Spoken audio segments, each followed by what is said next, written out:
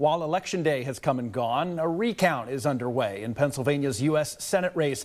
Republican Dave McCormick holding the slimmest of margins, about 17,000 votes over the incumbent Democratic Senator Bob Casey.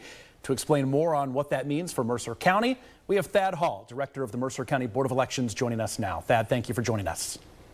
Thank you for inviting me. Yeah, so is this a first for you, or have you experienced a number of recounts before?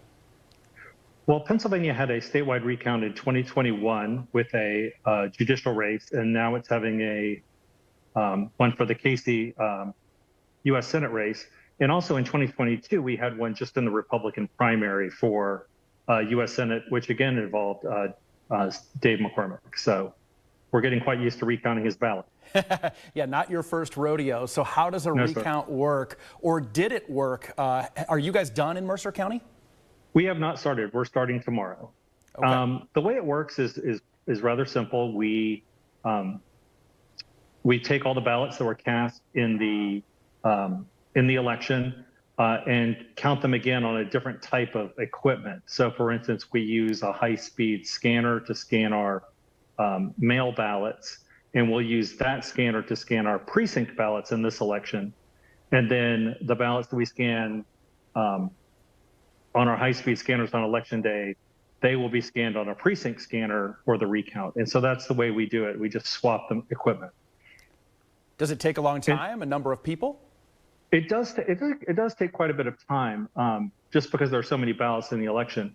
The other part that makes it a little bit more time-consuming is that every ballot that has an overvote or an undervote, or that is blank, they have to all be reviewed.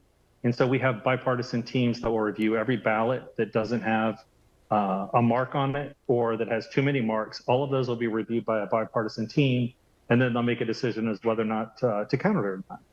It's actually a pretty straightforward process in Pennsylvania because we have very clear rules on what constitutes a vote. So how long do you think it will take? I think it'll take all day Wednesday and all day Thursday, and hopefully we'll be done by Friday morning. Right, and you've got some time, right? The state says you have until next week to have it done. Right, it has to be done by next Tuesday. And we don't expect to have any issues in meeting that deadline. You mentioned the high number of ballots. What kind of turnout did you guys see there in Mercer County? We had almost 80% turnout in the county, so it was very high. So we have almost 60,000 ballots to count. So it's quite a large number of ballots, but it should be a pretty straightforward process. We just learned that Pennsylvania's state Supreme Court ordered counties not to count disputed ballots. For example, those that don't have a handwritten date on the return envelope. Will that affect you guys at all? It doesn't affect us at all because we were not going to count those ballots anyway. We followed the existing Supreme Court precedent, and we don't count those ballots. I understand. Some of the other counties, particularly the bigger ones like Allegheny and Philadelphia, how tricky is this going to be for them? It's just the volume for them. I mean, you think about a county like, Allegheny or Philadelphia, they're going to have, over 700,000 ballots potentially to count. And that's just a tremendous volume. But fortunately, they have the people and the resources and the equipment to make that process work for them. Well, I'm guessing that you are like many people. You're just ready to get this over with?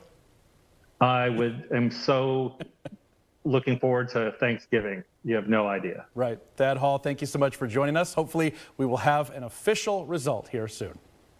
I hope so. Thank you so much. Thank you.